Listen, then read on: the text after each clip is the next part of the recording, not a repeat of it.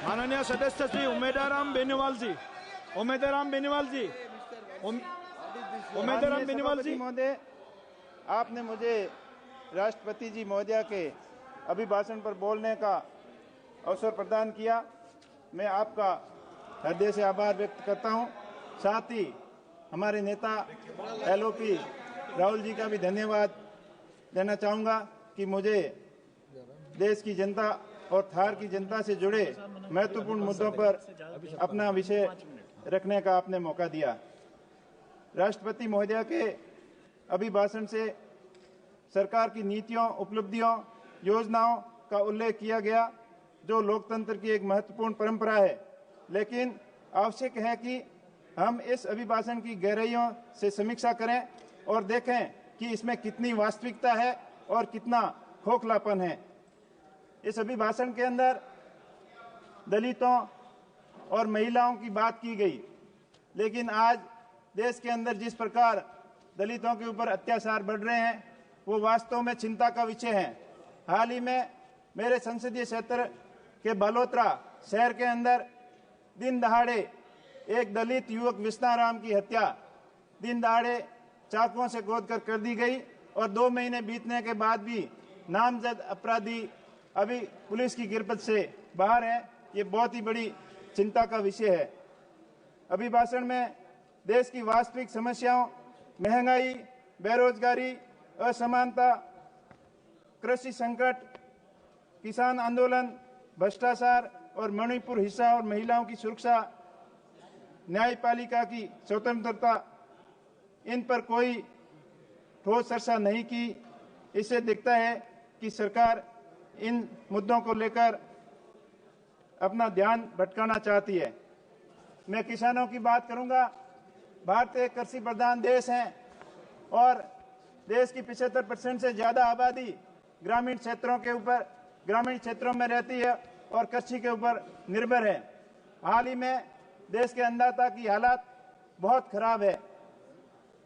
सत्ता पक्ष की ओर से बार बार किसानों की आय दुगनी करने के कई वादे किए गए और 2022 तक किसानों की आय दुगनी करने का वादा बार बार दोहराया गया, लेकिन 22 निकलने के बाद भी आज किसानों की आय दुगनी के बजाय किसानों की आय आधी रह गई है।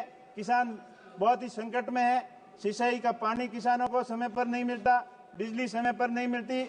माननीय प्रधानमंत्री जी ने वहां बाड़मेर के अंदर 2014, 2018, 19, 23 4 बार ये वादा करके आए थे कि मेरे किसान भाइयों और बहनों, गुजरात के कच्छ के अंदर आम और अंगूर हो सकते हैं, तो बाड़मेर के थार क्षेत्र के अंदर आम और अंगूर की खेती क्यों नहीं हो सकती? हो सकती थी, लेकिन आपकी नीति सही नहीं थी। आपने किसानों को सपना दिखाया कि माही बांध की कैपेसिटी बढ़ाकर आपके क्षेत्र के अंदर नहर लाएंगे, पीने के पानी की व्यवस्था पूरी करेंगे, लेकिन वो खाली सपने ही रह गए। आज भी किसान पानी के लिए परेशान है, बिजली के लिए परेशान है, पूरी संकट के अंदर है किसान। अब मैं बात करूं, राष्ट्रपति जी ने अभिभाषण में JJM के बारे में जिक्र किया, जल जीवन मिशन योजना के बारे में। जल जीवन मिशन योजना की स्थिति बहुत ही खराब है। सरकार के हजारों करोड़ रुपए खर्च होने के बावजूद भी धरातल के ऊपर उसका काम नहीं दिख रहा है। मेरे संसदीय क्षेत्र में सबसे निचले पायदान पर प्रोग्रेस है। कई जगह लाइनें डाल दी गई, लेकिन उसमें पानी का अता पता नहीं। कंस्ट्रक्शन इतना घटिया निर्माण है, सही योजना का सही प्लानिंग नहीं होने की वजह से किसानों को पीने का पानी नहीं मिल पा रहा है और साथ ही साथ पशुओं के पानी के लिए कोई गणना नहीं की गई है। मान्यवर, यही हाल किसानों को बिजली का है। आज देश के 75 साल बाद में, आजादी के 75 साल बाद लाखों घर देश के अंदर आज भी अंधेरे के अंदर अपना जीवन यापन कर पा रहे हैं। मेरे संसदीय क्षेत्र में 70,000 से अधिक लोग आज भी अंधेरे के अंदर जी रहे हैं। मेरा सरकार से मांग है कि अंधेरे के अंदर जीवन यापन करने वाले लोगों को बिजली के कनेक्शन मुहैया करवाए और RDSS स्कीम के अंतर्गत बिजली तंत्र को मजबूत किया जाए, ताकि आने वाले समय में बिजली संकट से मुक्ति मिल सके। साथ ही साथ मेरे क्षेत्र की कुछ महत्वपूर्ण परियोजना के बारे में मैं बताना चाहूँगा। कि रेलवे नेटवर्क के बारे में राष्ट्रपति जी के अभिभाषण में विस्तार से चर्चा की गई, लेकिन हमारे क्षेत्र के अंदर रेलवे नेटवर्क का बहुत ही कम विस्तार हुआ है। लंबे समय से मांग थी कि जैसलमेर, बाड़मेर, भाबर रेलवे परियोजना को लागू करना, और उसकी कई बार मांग होने के बाद सर्वे भी हुए, लेकिन उसको दुर्भाग्य की बात है कि अनार्थिक बताकर उसको रोक दिया गया।